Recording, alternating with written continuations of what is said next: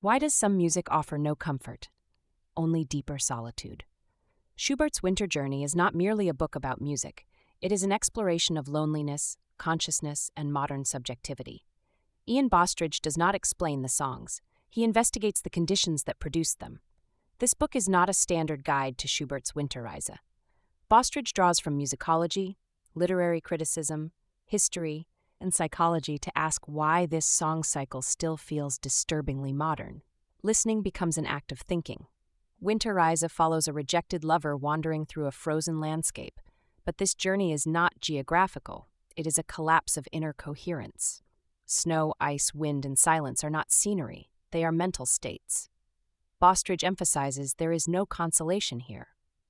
Bostridge links Winterreise to the emergence of the modern self. The protagonist is radically isolated, cut off from community, trapped in self-observation.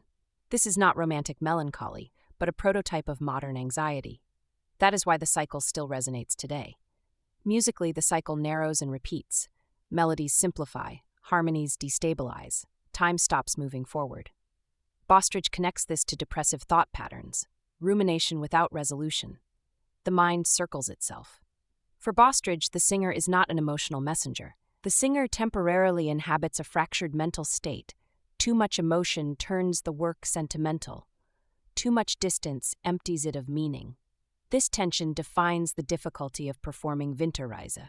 Schubert's Winter Journey shows that art does not exist to make us happy. It asks a harder question. Why do we return to art that mirrors our loneliness?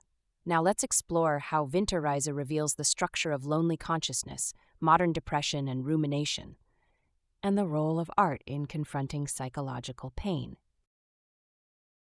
All right, let's dive into a fascinating story about a true masterpiece of music and the very unique, very unexpected mind that completely unlocked it for the modern age. You hear that a lot when people talk about Franz Schubert's 1827 song cycle, Winterreise. And for good reason. It's a work of profound, almost painful emotional depth. So to really get a feel for its power, we need to understand what this winter journey is actually about. It's this intense 70-minute journey into the heart of a wanderer who has lost absolutely everything. And what makes it even more heartbreaking is that Schubert wrote it just a year before he died. In fact, he was literally correcting the final proofs for it on his deathbed. Now, for over 30 years, this piece has been a complete obsession for one of its most celebrated modern interpreters, the English tenor Ian Bostridge. And when I say obsession, I mean it. Bostridge has performed this absolutely grueling cycle well over 100 times, all across the globe, and every single time he finds new layers inside its darkness. Critics, they rave about his interpretations, praising their intellectual and emotional insight. But what's really interesting, the thing that makes you kind of lean in, is where all that incredible insight actually comes from.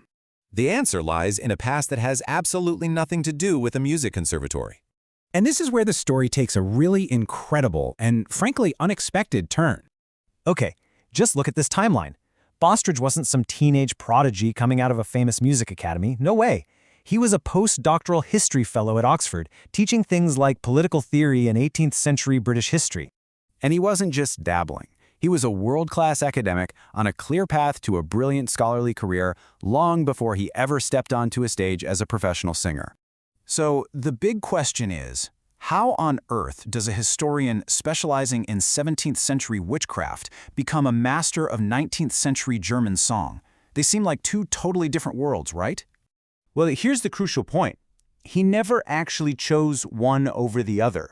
He didn't quit being a historian to become a singer. He became a synthesis of both. And that unique fusion, that blend of the analytical scholar and the emotional artist, that's the secret sauce. That is the key to his profound, unforgettable interpretation of Winterreise. Eventually, Bostridge took this dual identity of his and channeled it all into a celebrated book, Schubert's Winter Journey, Anatomy of an Obsession. And that description just nails it. His book isn't some simple guide to the music. It's a deep, sprawling, fascinating exploration of the entire world that this music came from. He basically treats each of the 24 songs like an object in a cabinet of curiosities. He picks each one up and examines it from every single angle you can imagine, historical, scientific, literary, you name it. And by doing this, he shows us how understanding the pressures of Schubert's Vienna, the government censorship, the secret societies, suddenly reveals these hidden political meanings buried deep in the wanderer's despair. So, after all of this, what's the big takeaway from this scholar-singer's lifelong obsession? It's this. He proves that deep knowledge doesn't kill the magic of art. Not at all. It makes it more magical. His historian's eye gives all of us a brand new way to listen, and it transforms this 200-year-old masterpiece from just a piece of classical music into a living, breathing, urgent story. And you can think of his life's work as helping us, right here in the 21st century, to finally read that message with fresh eyes and ears. By doing all this work, he reveals a wanderer who isn't just some guy who got dumped. No, he's a reflection of an entire generation that was losing faith, questioning everything about society, and walking into a deeply uncertain future. He makes Schubert's Wanderer our mirror, just as relevant today as he was 2 centuries ago. It really makes you wonder, doesn't it? How does understanding an artist's obsession change our own experience of their art? Bostridge's incredible journey shows that sometimes the richest, most profound understanding comes not from the practice room, but from the library.